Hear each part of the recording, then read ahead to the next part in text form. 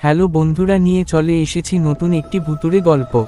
আজ যে ভুতুড়ে গল্প তোমাদেরকে শোনাবো সেটি হলো অমাবস্যার রাতে ভূতের কবলে। তো দেরি না করে ভিডিওটি শুরু করা যাক। আর যারা যারা এখনও চ্যানেলটি সাবস্ক্রাইব করনি তারা তাড়াতাড়ি চ্যানেলটি সাবস্ক্রাইব করে আমাদের পাশে থাকেন। তো ভিডিওটি শুরু করা যাক। অমাবস্যার রাত মানেই এক রহস্যময় পরিবেশ। চারপাশে নিস্তব্ধতা, শুধুমাত্র ঝিঝি পোকাদের আওয়াজ। এমন রাতেই ঘটে ভৌতিক কাহিনীর সূচনা। ভূতের কবলে। গ্রামের এক প্রান্তে ছিল পুরনো বটগাছ। গ্রামের লোকেরা বলতো বটগাছটা অভিশপ্ত।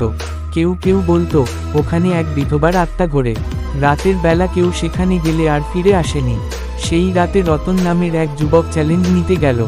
অমাবস্যার অন্ধকারে লণ্ঠন নিয়ে সে বটগাছের দিকে পা বাড়াল। গাছের কাছে পৌঁছে হঠাৎ তার মনে হলো কেউ যেন পেছনে থেকে তাকে ডাকছে।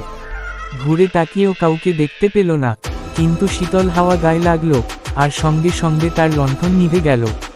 আতঙ্কিত রতন মনে সাহস নিয়ে বলল, কেউ থাকলে সামনে আসো। তার কথার উত্তর দিতে গাছের পাতা নড়ে উঠল।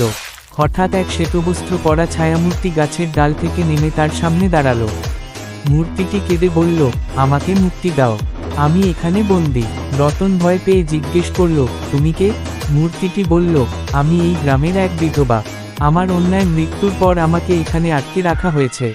যদি তুমি সাহস দেখিয়ে কাল সকালে গ্রামের মন্দিরে গিয়ে পুরোহিতকে নিয়ে আসো, তবে আমি মুক্তি পাব।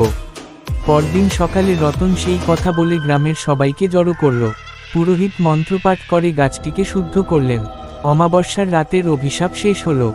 কিন্তু রতন জীবনের শেষ দিন পর্যন্ত সেই রাতের অভিজ্ঞতা ভুলতে পারেনি।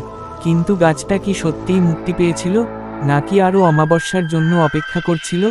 কমেন্টে জানান।